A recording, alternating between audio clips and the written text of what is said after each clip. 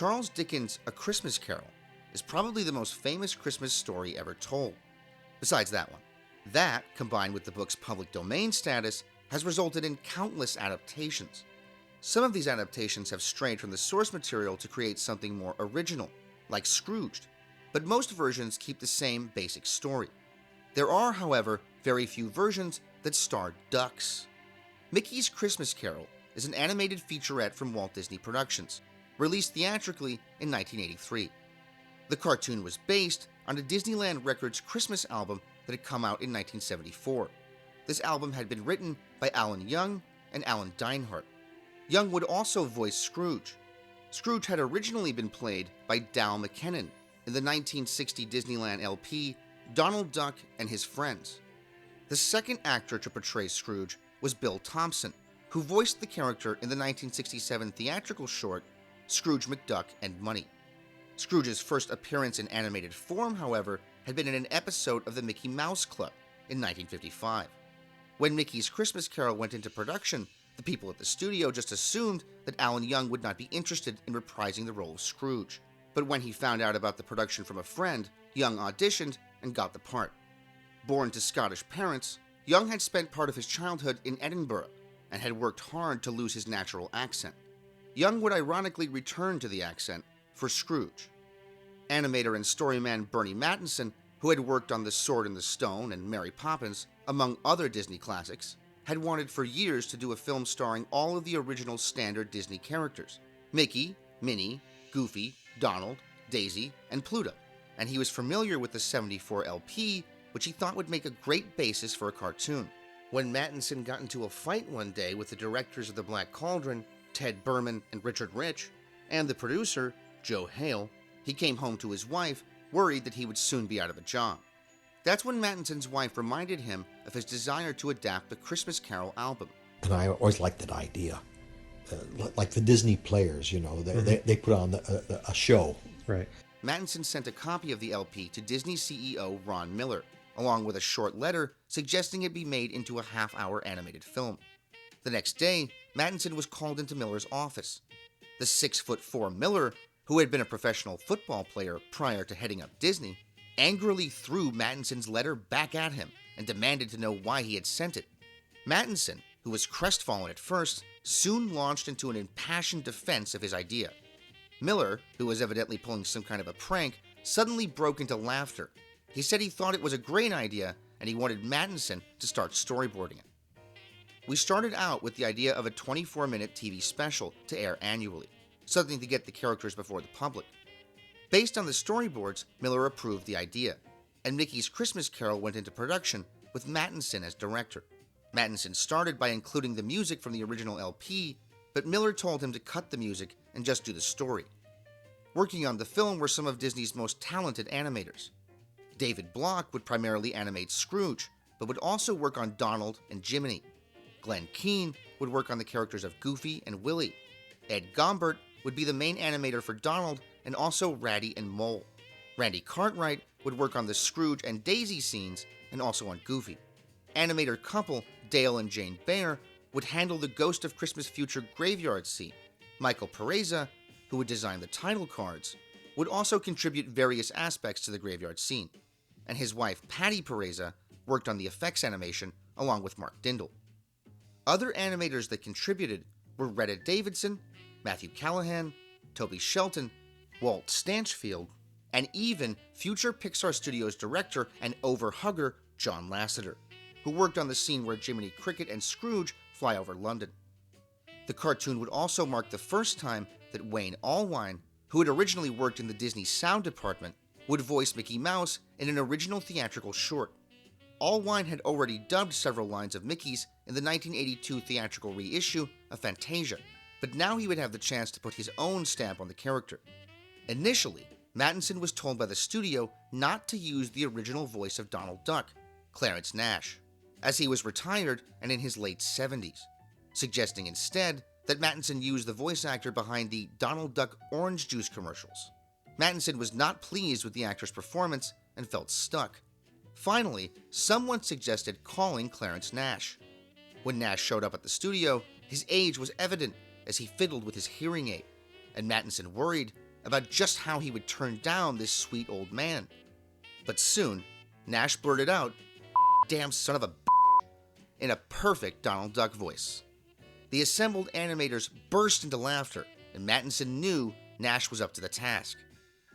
As an homage to Disney duck master Carl Barks, the opening scene appears to be based off of Barks' oil painting, The Season to be Jolly, a nice little acknowledgement of Barks' influence as the creator of Scrooge.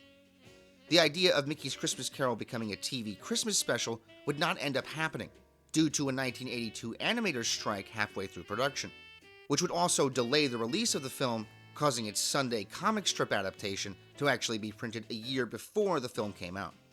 About a third of the way through production, the idea of expanding the story into a feature film would also be discussed, and Mattinson offered Miller various ideas to pad out the runtime, including a storyline involving Pluto. Unfortunately, the studio executives thought that a feature would be unwise, as they felt it would only be watched during the Christmas season, making it difficult for the film to break even. These extra scenes would never be animated, and Mattinson's dream of gathering all of the big original Disney characters in a single film would go unrealized. The film would star a large ensemble cast of Disney characters, though. Two characters rarely seen in theatrical shorts that appeared here were Morty and Ferdy Fieldmouse, who appeared first in the Mickey Mouse comic strip on September 18, 1932, by Floyd Gottfredson. There's also Grandma Duck, created by comic artist Al Taliaferro, and who first appeared in a photograph in the Donald Duck comic strip in 1940.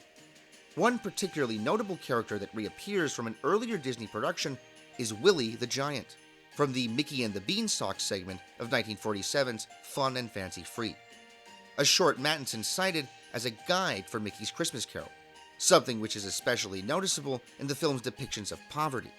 However, in the context of Mickey and the Beanstalk, these depictions come off as much more humorous, in my opinion, because the poverty is caused by the theft of a magical golden harp.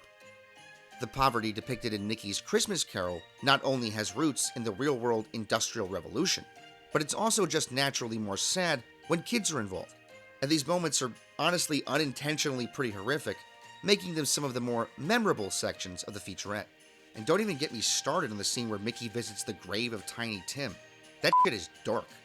The scene where Scrooge almost falls into a flame-filled coffin has obvious religious overtones, and it might be the most effective adaptation of this scene from the book that I've watched. Mickey's Christmas Carol was originally released in the UK on October 20th, 1983, along with a reissue of The Jungle Book, before being released in America later that year on December 16th, with a reissue of The Rescuers. Some critics were unimpressed. Siskel and Ebert gave the film 2 thumbs down, with Siskel saying in his review for the Chicago Tribune, "How can anyone screw up a Mickey Mouse cartoon?" Meanwhile, critics like the Baltimore Sun's Stephen Hunter loved the film, saying, "Technically, the film is a marvel. This is Disney animation at a level that I thought had long vanished from the studio's grasp."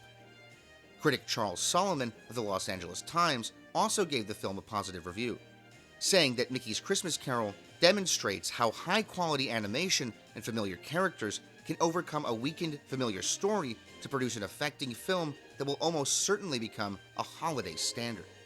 I'm sure many fans would agree with that assessment.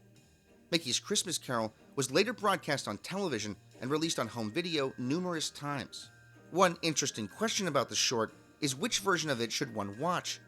The original film was animated in a 1:37:1 aspect ratio, and then cropped or matted out to create a widescreen image more suitable for theatrical viewing, a technique known as open matte. Mickey's Christmas Carol was shown in theaters at a 1:75:1 aspect ratio. The 2004 DVD release of the film on the Mickey Mouse in Living Color Volume 2 set is cropped to 1:66:1. The 2009 DVD release of the film has the original 1:37 or possibly 1:33, and the 2013 30th Anniversary edition is cropped to 1:78. This version is the least liked by most fans as it crops more of the image than is necessary, and it's also suspected to have made use of digital noise reduction, which is something Disney is known for usually avoiding, although I can't say for certain that that's what happened. Unfortunately, the 2013 version is the one you'll find on Disney+. Personally, I prefer the 2004 DVD version, as it seems closest to the original theatrical presentation to me. However you choose to watch it, The legacy of Mickey's Christmas Carol continues to this day. It would be the final original performance of Clarence Nash as Donald. Nash would pass away less than 2 years later in February of 1985. Wayne Allwine would continue to voice Mickey, keeping the job for 32 years. Alan Young would go on to voice Scrooge McDuck for 40 years, including in the 1987 television series DuckTales. Director Burny Mattinson, who had started out his career for Disney in 1953 as an 18-year-old messenger boy, would go on to direct The Great Mouse Detective and would contribute work to numerous Disney classics, including Aladdin and The Lion King. In 2008, Mattinson would be awarded the Disney Legend Award and would continue to work on Disney films up until his death in 2023. In a 2006 interview with the Animation Podcast, Mattinson talked about an interaction he had with animator Joe Hale. I remember Joe Hale, who I had that altercation with, along with the director. The producer, right? Producer. Black Cauldron. Mm-hmm. He sidled up to me and he says, "To think that I will have to be seeing this picture every year on TV."